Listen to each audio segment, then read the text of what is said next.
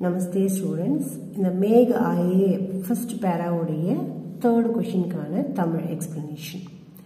मेघों के लिए भन टन के समवर के शब्दों का प्रयोग क्यों किया गया है? இந்த மேகத்துக்காக இந்த பன் டன் அப்படிங்கிற இந்த வார்த்தையும் சம்வர் கே அப்படிங்கிற இந்த வார்த்தையும் ஏன் உபயோகப்படுத்தப்பட்டது அப்படின்னு கேட்குறேன்.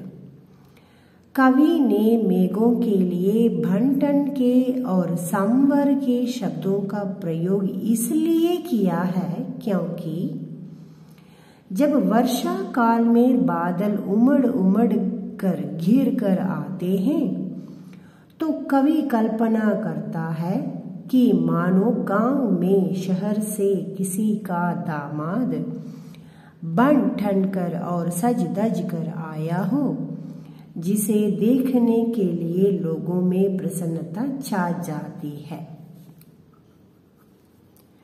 கவிஞர் மேகத்துக்காக பன் டன் கே மற்றும் இந்த சம்வர் கே அப்படிங்கிற அந்த வார்த்தையை இதற்காக பயன்படுத்திக்கிறார். எதற்காக அப்படின்னா, ஏன் அப்படின்னா, மழை காலத்துல மேகமானது உம்மடு உம்மடுக்கர் கிர்கர் அப்படின்னு சொல்லும் பொழுது இடி இடிச்சுக்கிட்டே வர்ற அந்த சத்தத்தோட வரும்பொழுது கவிஞர் கற்பனை செய்கிறார். கல்பனா கர்த்தாக அப்படின்னா கற்பனை செய்கிறார். என்ன கற்பனை செய்கிறார் அப்படின்னா, மானோ எப்படி நம்ம அதை எடுத்துக்கணும் அப்படின்னு சொல்ல வர்றார்.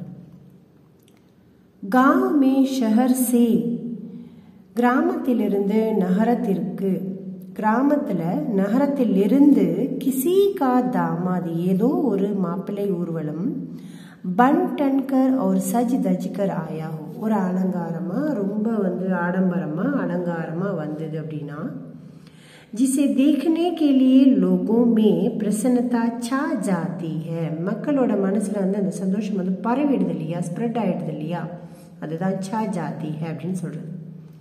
இப்படி மக்களோட மனசுல ஒரு மாப்பிள்ளை ஊர்வலத்தை பார்க்கறதுக்கு எவ்வளவு சந்தோஷம் பரவுமோ, அதே மாதிரி இந்த மேகம் மழையை வர வைக்கிறதுக்கு முன்னாடி அறிகுறியா ஆடி பாடிக்கிட்டே சில்லுன்னு ஒரு காத்தோட வருது. அப்ப மனசு எந்த அளவுக்கு சந்தோஷமா இருக்கும் அப்படின்னு ஒப்பிட்டு இந்த வார்த்தைகளை தேர்ந்தெடுத்து பயன்படுத்தியிருக்காரு அப்படிங்கிறது இதோட மீனிங்.